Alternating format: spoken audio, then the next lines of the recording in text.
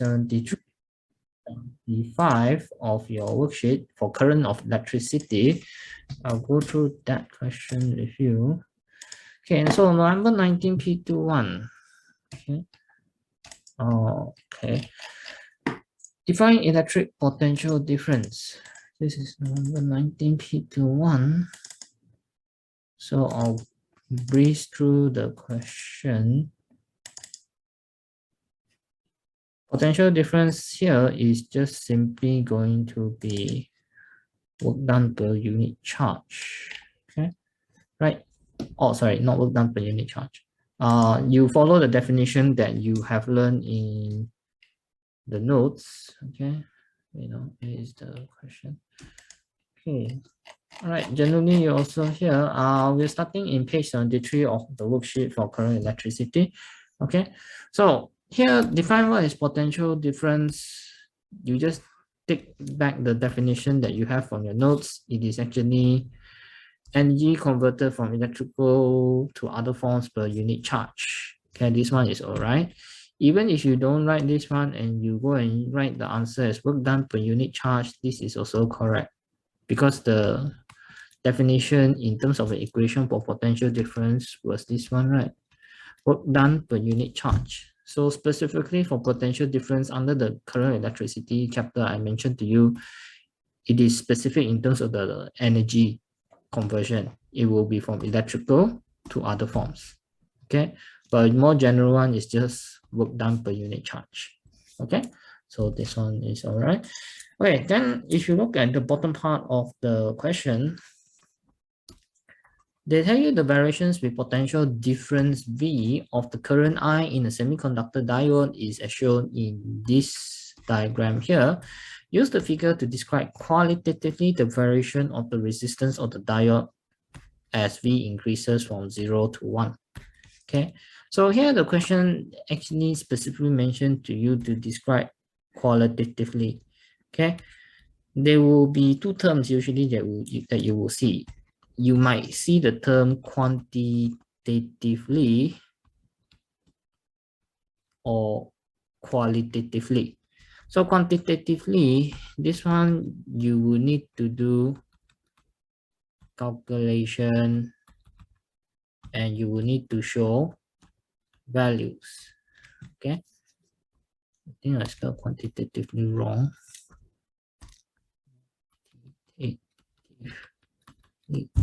Right. Okay, so here the question didn't ask you to do the analysis quantitatively. So you are not really required to do any calculation, neither are you really required to show any values. They are really just asking you about the qualitative aspect of this. Okay, they ask you to describe the diagram qualitatively. No need to do calculation, no need to show values, just describe. Okay, so they gave you the range from 0 to 1 volts.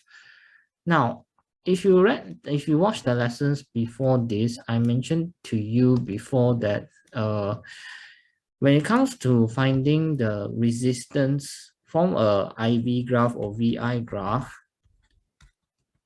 normally you would tend to use the gradient from the origin, because that time I mentioned in the lesson, gradient from origin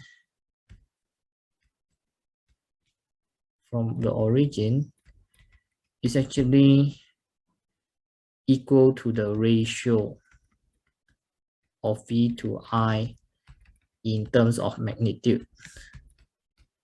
That was what I wrote in the notes, and that was what I mentioned in the recorded lesson. The gradient from the origin is actually the same as the ratio of V to I in terms of the magnitudes.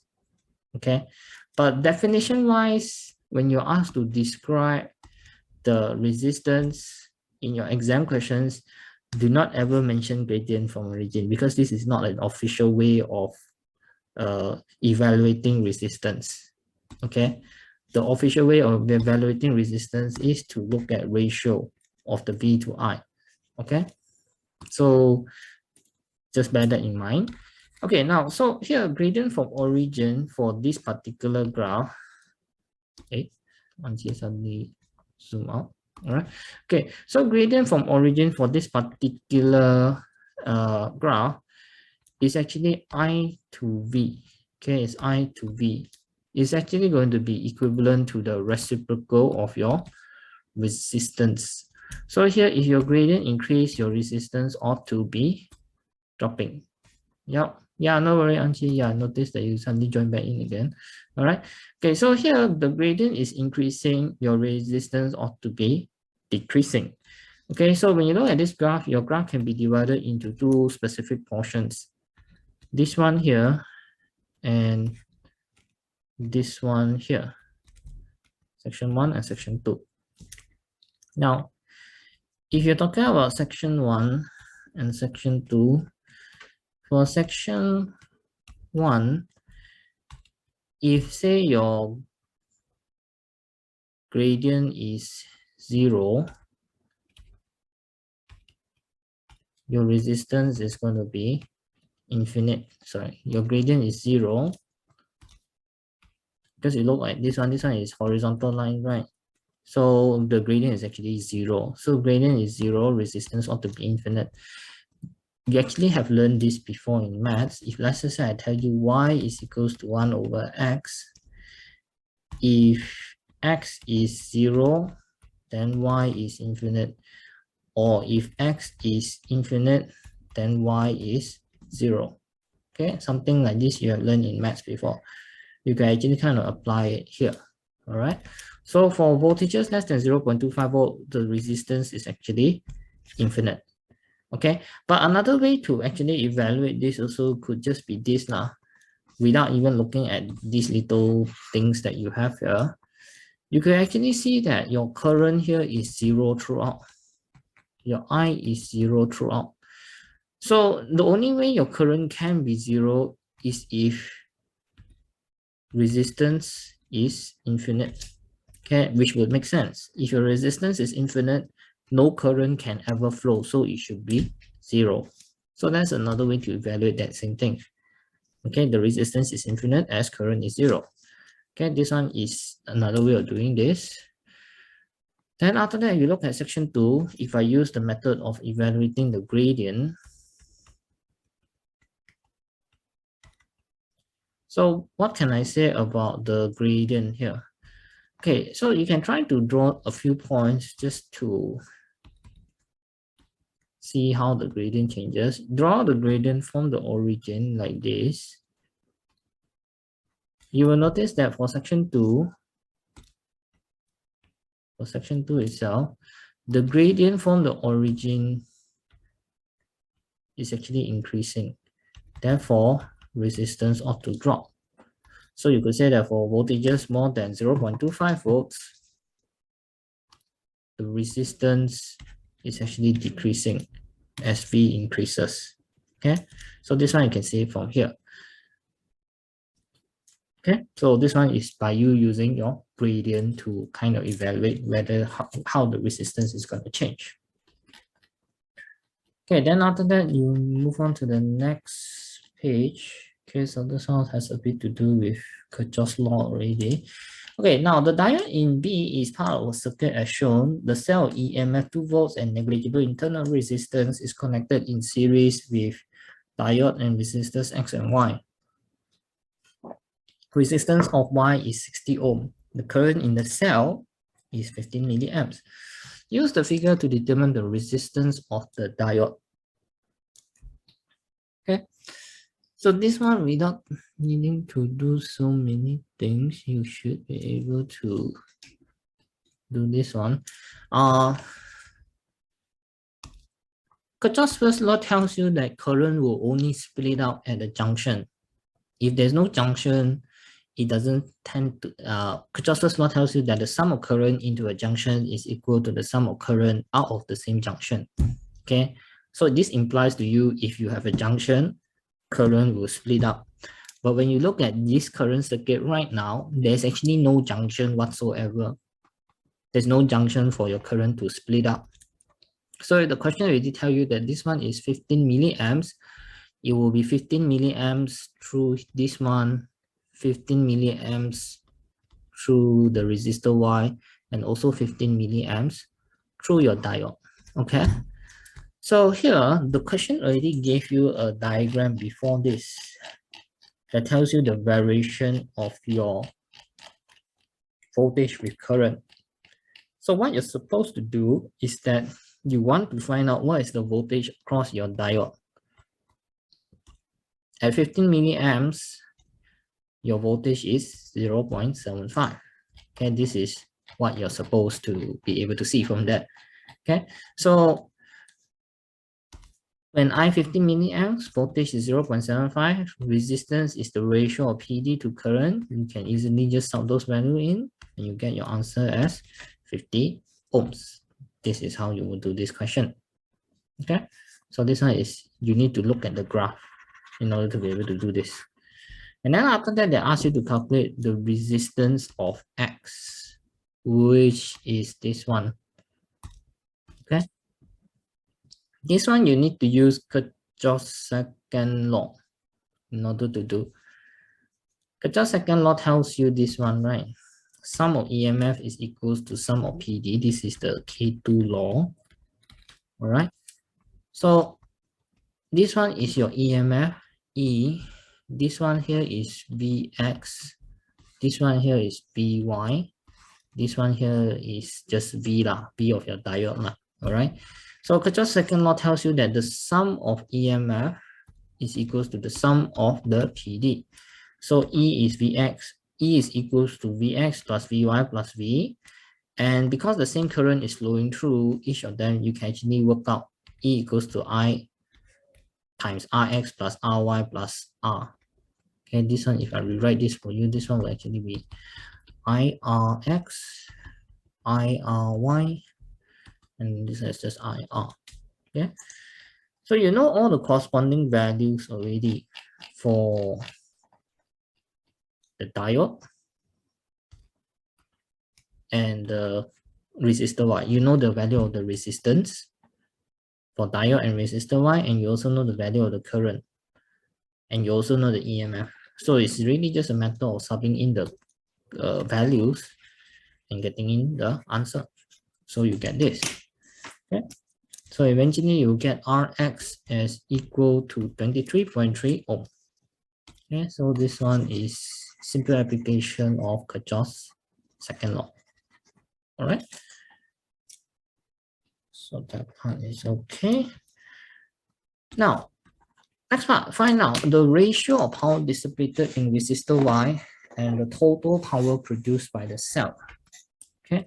Now, there was some part in the notes before I mentioned to you, if you're talking about power dissipated by resistor, there are three forms of the equation. P equals to VI, P is equals to I square R, P is equals to V square over R.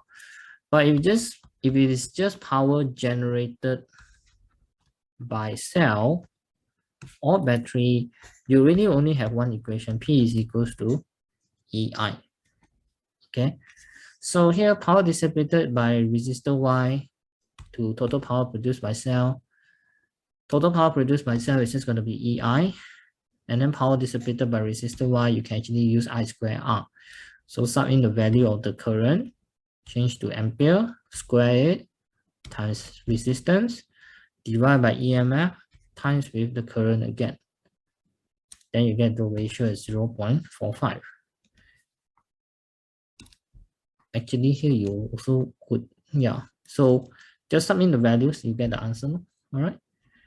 Okay, so when it comes to the total power the power dissipated by resistor Y itself, you can use I square R, you can use V square over R, you can also just use VI if you wanted to. This one is VYIY.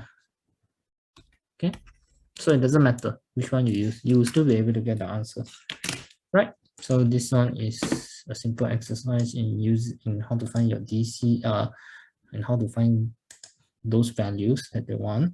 Okay, so this one is okay. Next one I'll go through is page 45. I'll finish off the little things that I asked you to look at last week before I move on to DC circuit. Okay, have a look at page 45. Okay, have a look at page 45.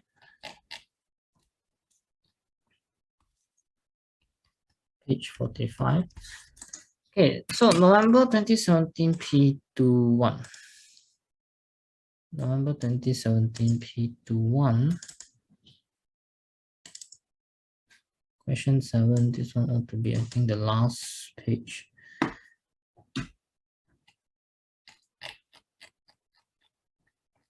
Okay, right. Define the ohm. Okay, define the ohm. Ohm is actually the unit of resistance. Okay, so define the ohm. Now, V is equals to R is equals to V over I. Now, this one here, when they ask you to define the ohm, the answer that was written here is that it is the resistance when a current of 1 ampere flows through a potential difference of 1 volt, right? This one here is actually trying to define for you 1 ohm. What is 1 ohm? Okay. So if you want to define what is the unit of 1 ohm, you notice that this one here is saying current of 1 ampere flowing through a potential difference of 1 volts. Okay. So how do you get this one? Is you look back at the equation. This one, if you want to get 1 here, this one must be 1, this one must be 1. So that's why we say to you here, it is the resistance when you have a current of 1 ampere flowing through a potential difference of 1 volt. Okay, so this one is how this one is produced. Okay, so last time I think I mentioned to you before, if it's definition of units, the answer must be in terms of units. Must be in terms of units.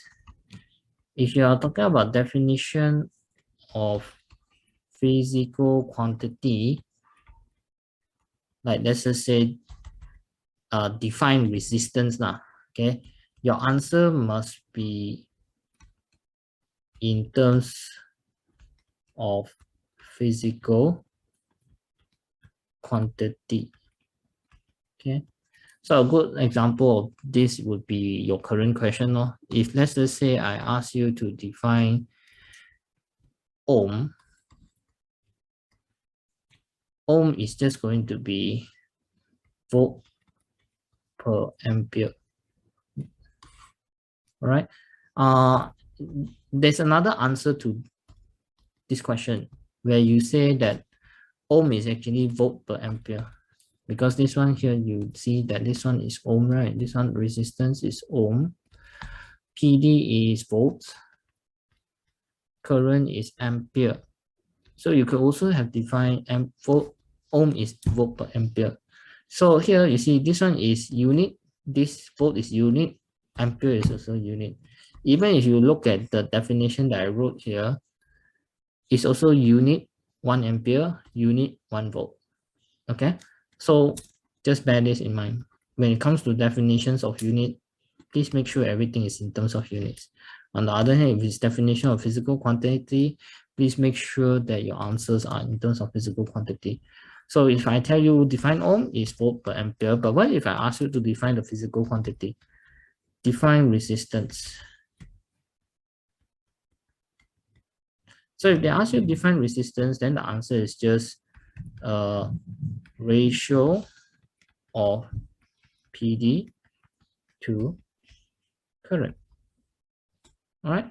So notice that resistance is physical quantity, PD is physical quantity, current is physical quantity.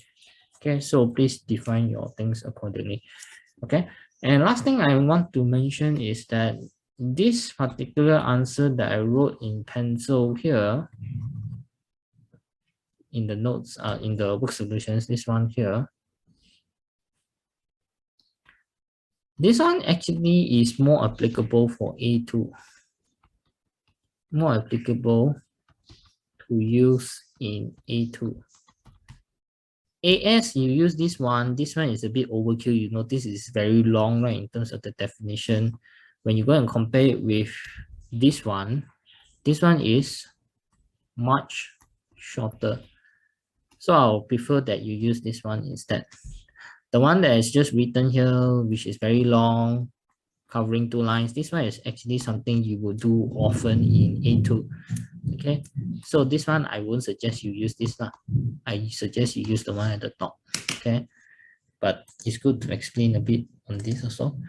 Okay, right. So wires are used to connect a battery or internal resistance to a lamp as shown in figure 7.1. The lamp is at normal operating temperature. Some data for the filament wire of the lamp and the connecting wires of the circuit are shown here. Filament wire and connecting wires, the diameter, the total length, and its resistivity.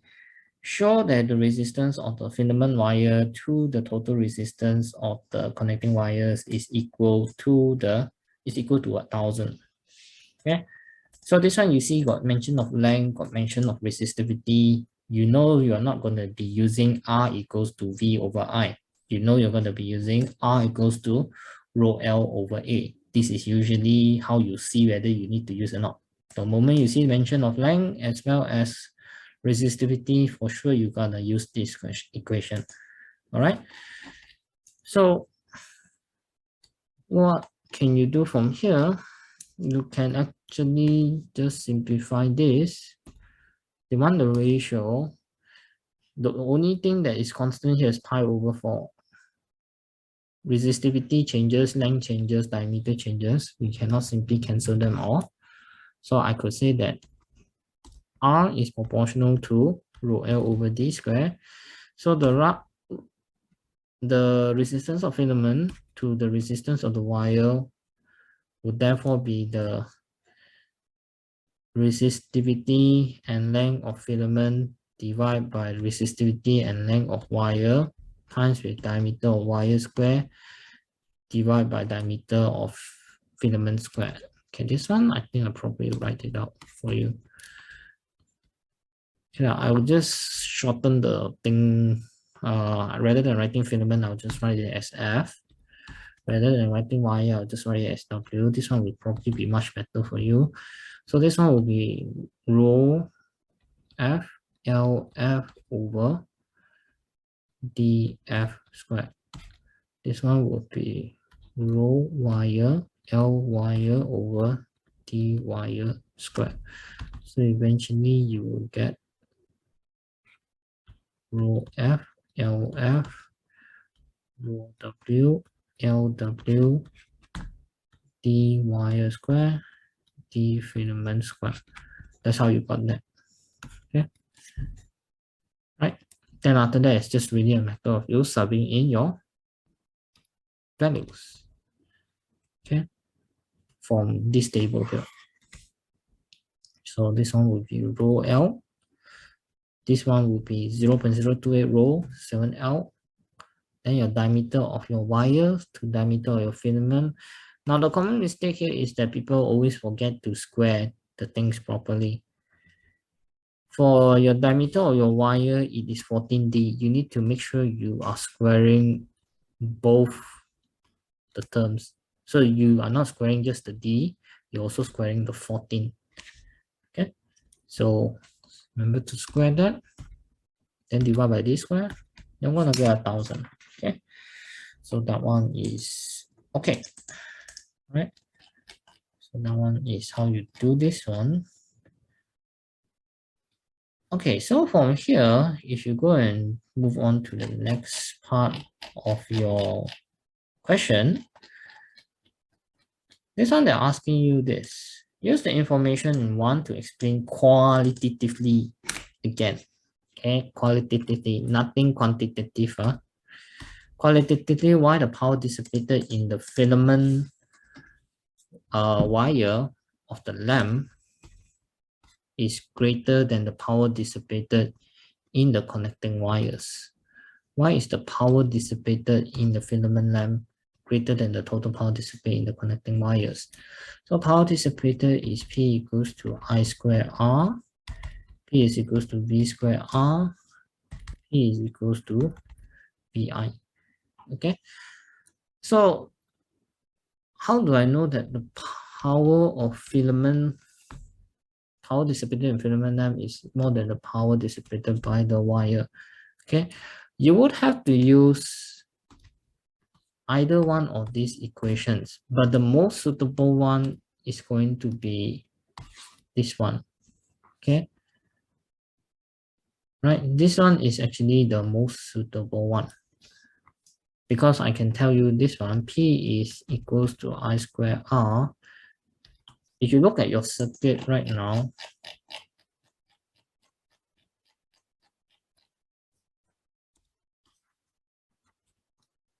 this one is actually connected in series. Okay, so if let's just say you have any current that flows, the current remains the same throughout.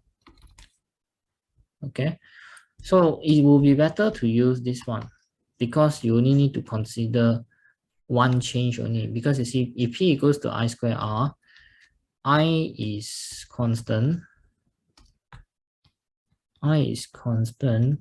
therefore P is proportional to R. If your R increases, your P is going to increase. So since resistance of filament is more than resistance of wire, therefore P of filament is more than the P of the wire.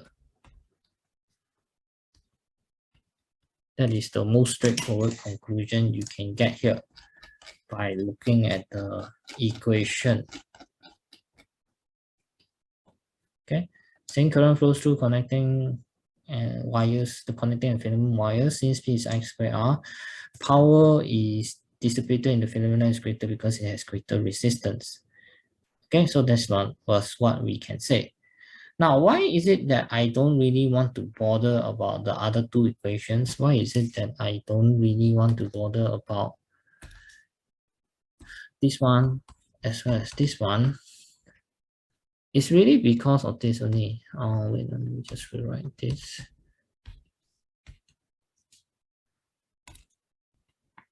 This one, I can see that I constant, maybe I write it in black so it's easier to see. This one, I can see that I constant R changes. Okay, then this one, I see that V also change, R also change. Then for the third one, needless to say, V changes, and then I constant. Okay, so the worst one you would do to evaluate is actually this one, because you have to consider two changes, right? Because you see V square and R, P would depend on V, P would depend on R. So any one of this change, it will cause P to change. So you have R changing, you also have V changing, you have two changes to consider. The first one was actually the easiest one because you only consider one change only. So this is actually the best one to use. All right. Now you may be thinking, why is it that the third one I don't use? Because I also only have one thing that is changing and then another thing is constant, right? So why is it that I do not want to use the third one here? Wait, now let me just use color again. Okay, this one here also kind of like the first one. I only have to consider one change only. But why didn't I use this? The reason is because the change is unknown. I do not know. I know the V will change. That's true. But I do not know how the V is. How do I? Because I need to take the V of your filament length versus the V of your wire. I need to compare these two. I do not know this information. This one here just now, I already know the resistance of my filament length versus the resistance of my wire. The R changes, I know how it's changing. I know which one is bigger than the other. So this one change, the change is something I know. This one is good. But the third one, only one change here. which is the voltage change, the PD change, I will need to know how is the voltage of the filament length versus the voltage of the wire. I need to know the PD of the filament length versus the PD of the wire. So I do not know what was the change. So unless I know, I cannot evaluate this. That's why I do not use this one. In your question, you don't know what is the V. Unless you purposely calculate it out, but that one is actually just extra work only. This is just 1 mark. So it's not worth it just to calculate some extra thing just to get that 1 mark. Okay. Right, so that's the reason why I do that. Okay, now go to part 3. The lamp is rated as 12 volts, 6 watts. Use the information in 1 to determine the total resistance of the connecting wires. The information in 1 was the ratio of filament to the resistance of filament to wire is 1000. So we make use of that. Okay. So I clear off this one first. Okay. Find out the total resistance of the connecting wire. So what you can do now is that if you know the ratio of filament resistance to wire resistance being equal to 1000, you want to find this one, you need to know this one. This needs to be known. So the resistance of your filament wire needs to be known. So you have to backtrack. You go and apply the equation P equals to V squared over R. Find out what is R. Since you know the voltage, since you know the power, you use P equals to V squared over R. Then you get the resistance as 24 ohms. Then you sub inside here, you get the answer as 0.024 ohms. Okay, so this one is okay.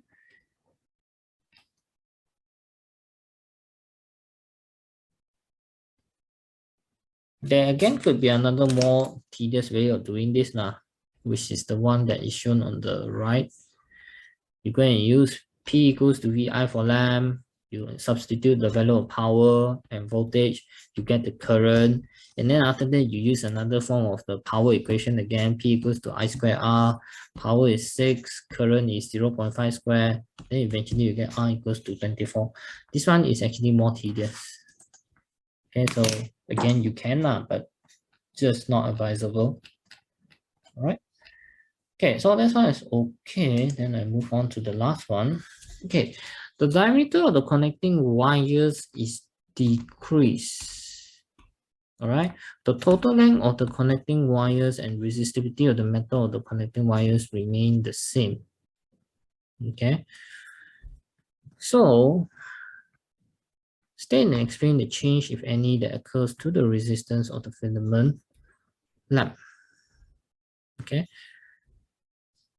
So what can you do from here? You probably would have to look at this one. Connecting wire, diameter decrease, length, resistivity remains the same. Okay. So you can make use of this. R is equals to rho L over pi over 4D squared. All right. So right now, resistivity and length remains the same. Rho and L constant, that means R is proportional to L. Okay, this is for the connecting wires. So R is proportional to L. Sorry. R is inversely proportional to your diameter square. So if your diameter is decreasing, that means your resistance is increasing. Okay? That means your resistance is increasing. Then after that, if you're talking about for whole circuit, total resistance is actually the resistance of your wire plus resistance of your filament lamp. So if RW increase, that will mean that your resistance to wire increase. If RFD increases, that would mean that your R total increase, therefore current drops. Okay. So from here, you can actually look at your filament lamp diagram. For filament lamp,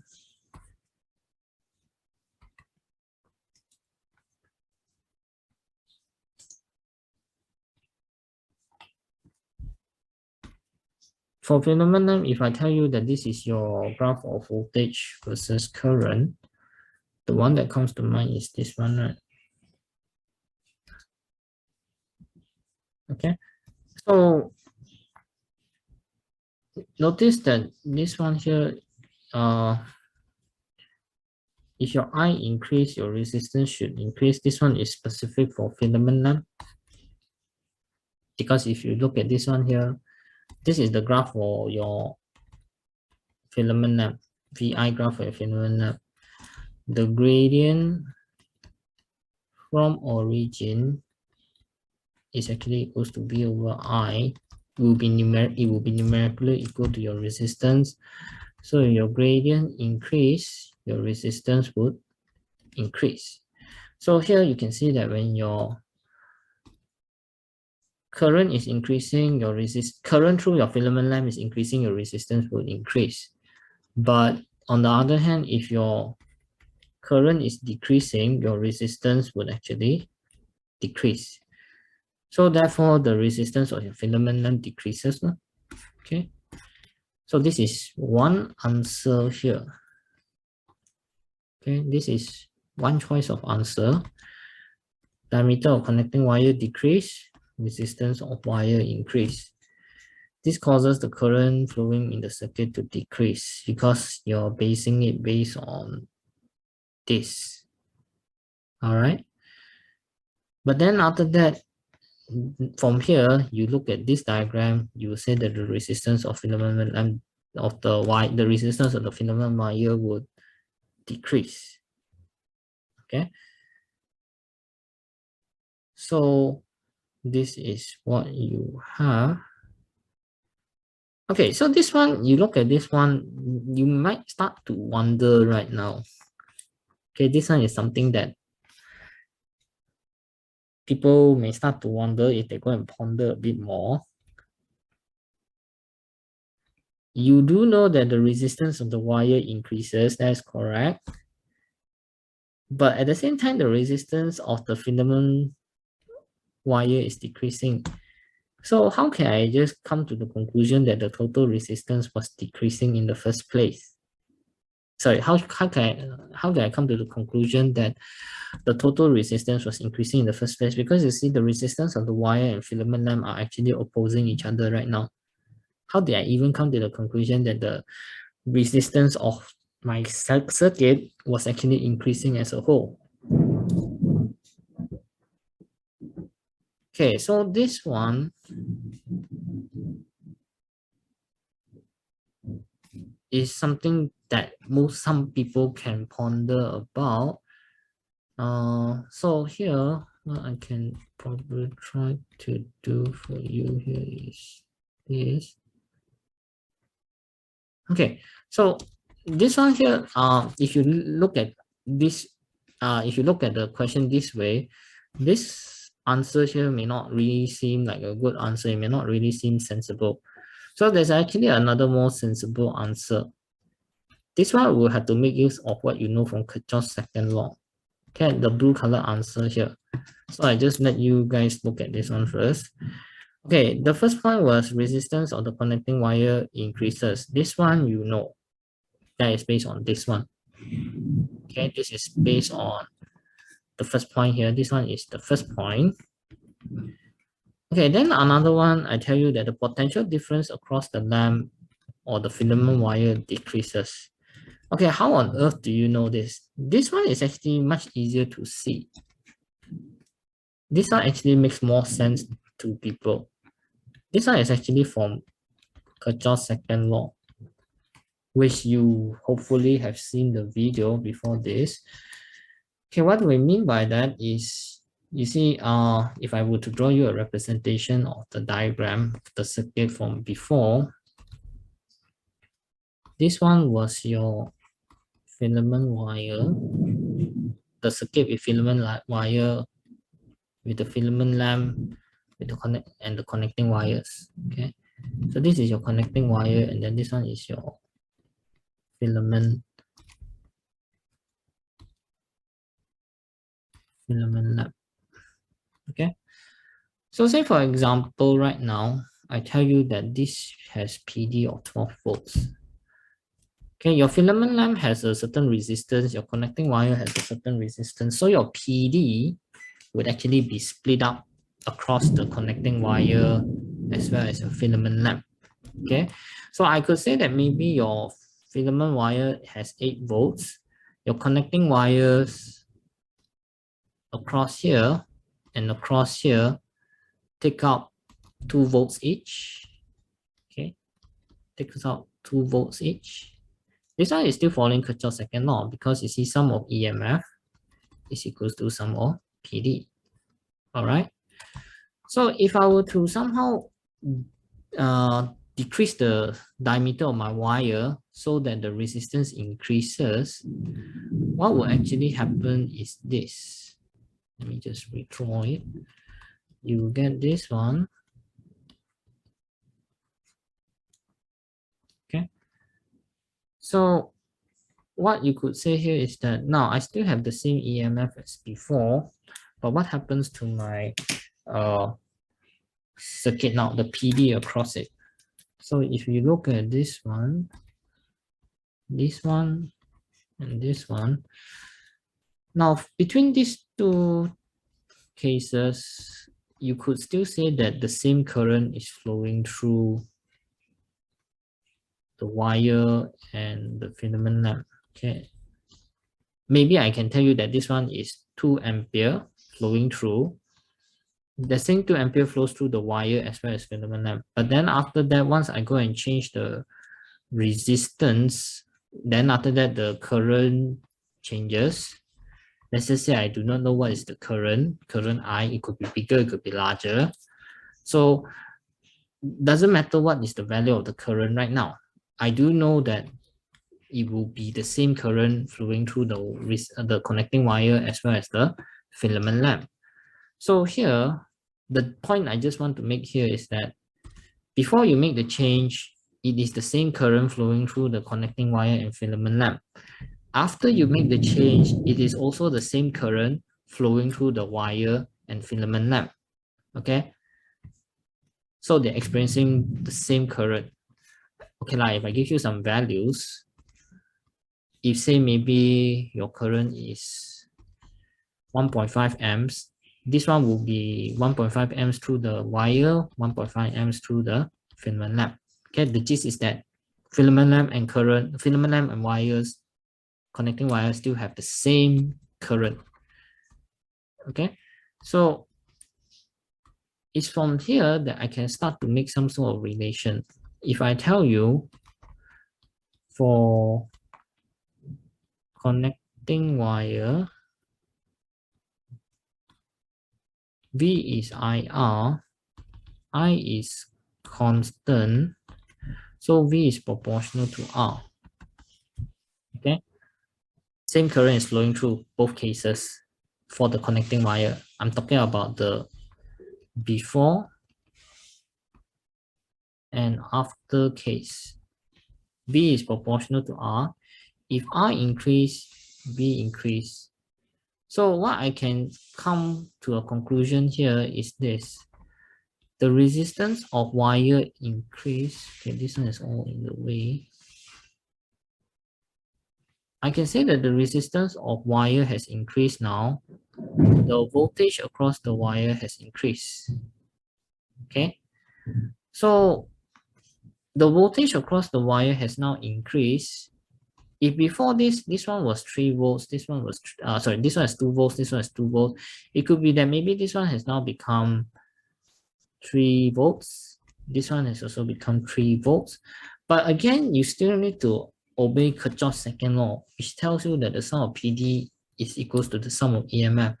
So if this one was originally 2 volts, now increased to 3 volts, the PD across your filament lamp must therefore drop to 6 volts now. Okay, you see 6 plus 3 plus 3 will give you back 12, right? So this is why we say this. The potential difference across your lamp or filament wire is actually decreasing. Because in the first place, when your resistance increase, your PD across your wire, your connecting wires has increased. But because you then want to follow Kirchhoff's second law, it tells you that your PD across your filament wire or lamp must decrease, because you still need to follow Kirchhoff's second law. And then the third one was in the end relate back to what you see here from the graph of your filament lamp. If your PD is dropping here, okay, you can also look at it this way here. This one you see your PD increase, your resistance increase. If you have PD dropping, your resistance would drop. Okay, looking at the Y values now. Okay, if your PD increase, your resistance will be increasing. But if let's say your PD drops, you notice that the gradient is dropping, so the resistance is dropping. So therefore, the resistance of your filament wire decreases. No? Okay, so there's actually 2 ways to look at this. Okay, this one is another way. This one is actually most, to me, is the most straightforward one. The first one is actually, I believe, from the marking scheme. All right, so up to you which one you want to see. Okay, right. Yeah, it's a bit complicated, but this is a stay explain question, so eventually you get the hang of it. Okay, so this is for page 45. And then I think I went on to 47, did I? Okay, 47 is much easier to do lah. All right. Okay, so 47, we try and look at 47. Okay, right. So have a look at page 47. 47, I think this one I'll just breeze through it because it's related to drift velocity. Okay, page 47. Second hour, I'll have to do your DC circuits a little. Okay, step 1 is meant by electric current. Electric current, this one is definition of physical quantity. So whatever answers you have cannot include units. It must be in terms of physical quantity. So current, you know for a fact, it's just rate of flow of charge carriers. All right, so now no issues. So on metal wire, we're at page 47. Okay. Right, so now a metal wire of length L and cross-sectional area A is shown in figure 6.1. I is current, N is number of free electrons per unit volume. So this one is number density. Yeah. V is the average disk speed. E is the charge on the electron. State in terms of A, E, L, and N, an expression for total charge of the free electrons in the wire. Okay, so this one, I believe I mentioned that to you before. To find total charge, it is just simply going to be the number of electrons per unit volume times with volume times with charge. Because this one in itself gives you number of free electrons. You have to times with the charge of 1 electron in order to get the total charge. And volume itself is actually cross-sectional area times length. Okay. This one shouldn't be that big of an issue. Then use what you have just found in order to find this equation, to derive the drift velocity equation. So this one, I think I'll just breeze through it because I think we did this last week. You always will start with current is equals to charge over time. Charge here refers to total charge. You've already found total charge here. So divide by time.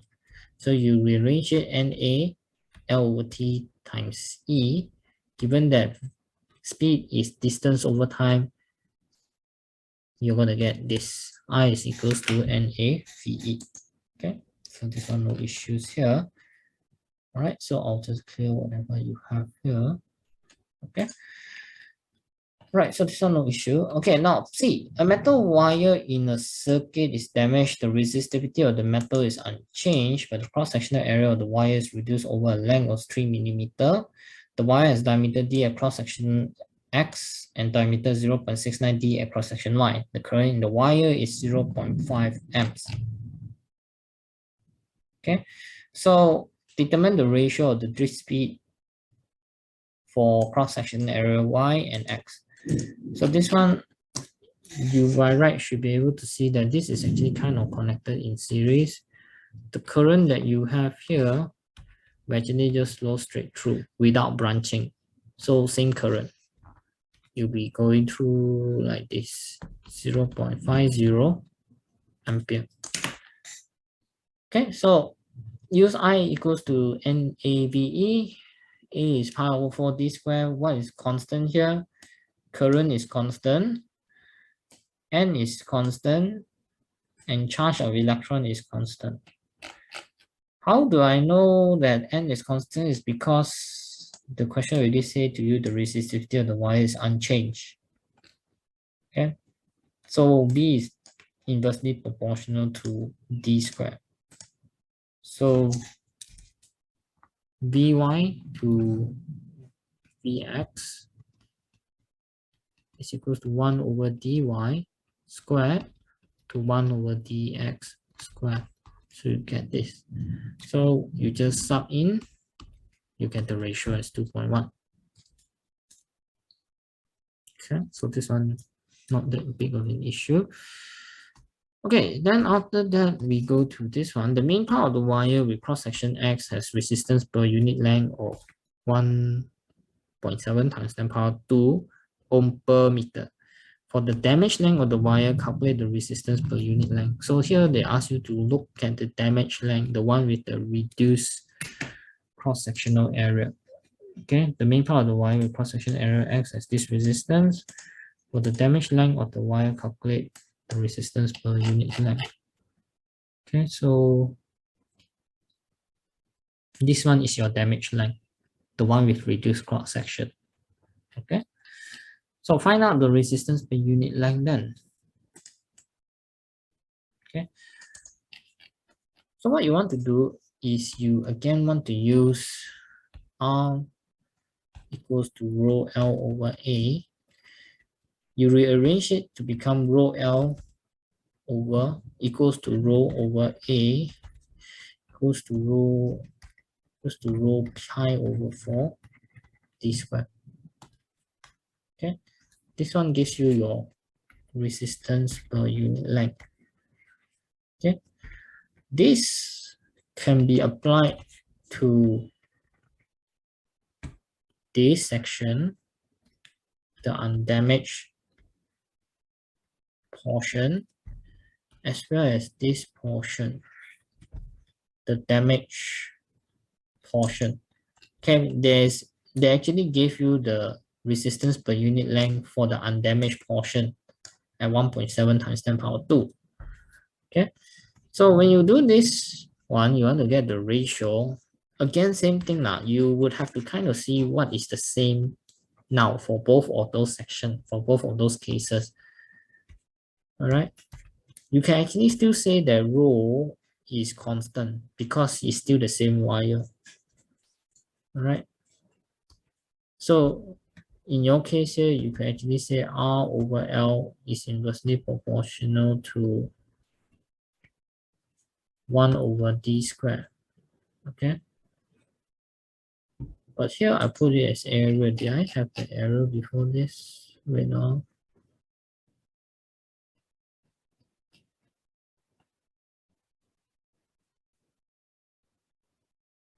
With cross-sectional error X. Where did I get my error AX to AY? Did I find the ratio already before? Oh, okay. This one I did it like this. Okay. Uh, okay, this one is one part of the equation. All right. This one is after I changed the area to diameter. If you look at my original working, R is rho L over A, resistance per unit length is actually resistivity over area. Rho is constant here. Resistance per unit length is inversely proportional to area. So resistance per unit length of Y to X is actually area X to area Y. Okay. So this one I was using D, but this one is area. Okay. The thing here is that they're actually going to give you back that same answer. Okay. Why do I say that? You can actually see from here Vy to, maybe it's better if I show you one by one. If you follow what I originally did now, R over Lx to R over Ly is going to be the same as D, sorry, Y, right? Resistance per unit length of Y to resistance per unit length of X is going to be equivalent to dx squared over dy squared. Okay. This one here will give me the same result as this. This one here just now is giving me this. They are exactly the same. So the issue here is the area and the diameter. You kind of have to look at what you have at the top. All right. So you see, what you saw here was that dx squared over dy squared is equals to Vy over Vx. You actually already found out the ratio already as 2.1. This one here is actually 2.1. Okay, so this one is actually 2.10. So if you follow this line of reasoning, resistance per unit length of Y will be 2.1 times 1.7 times 10 power 2, giving you this. Area wise is also going to be the same answer. Why? Because you see, area is pi over 4 d squared.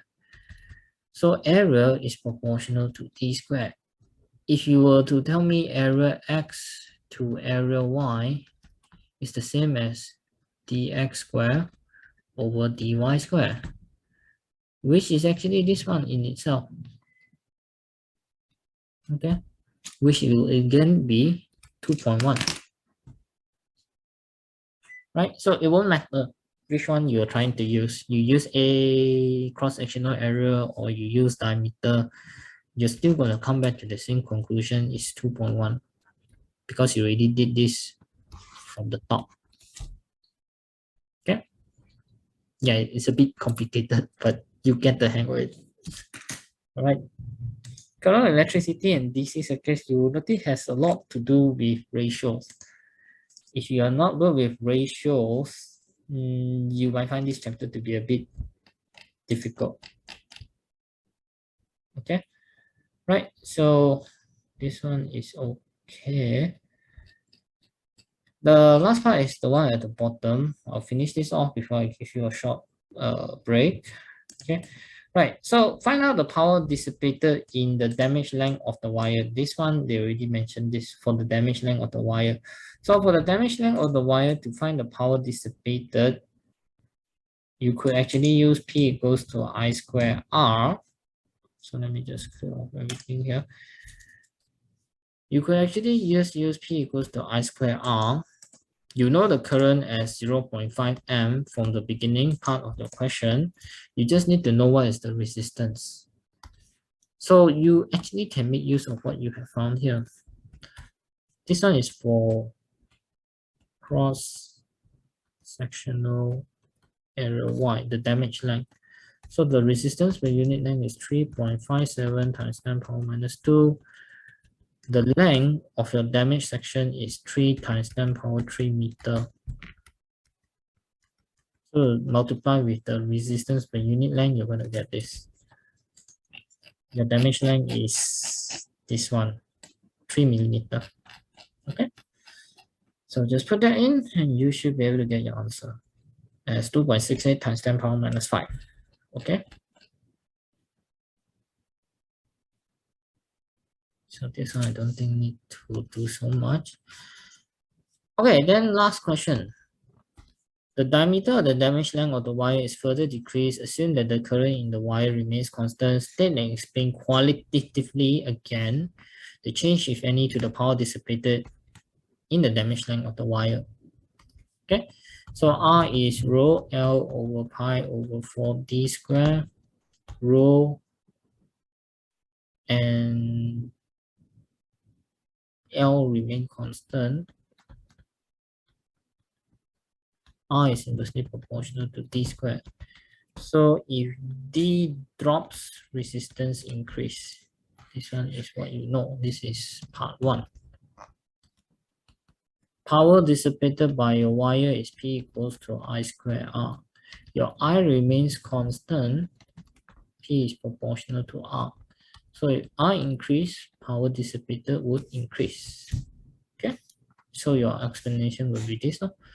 If your diameter decreases further, the cross-sectional area decreases, so the resistance will increase.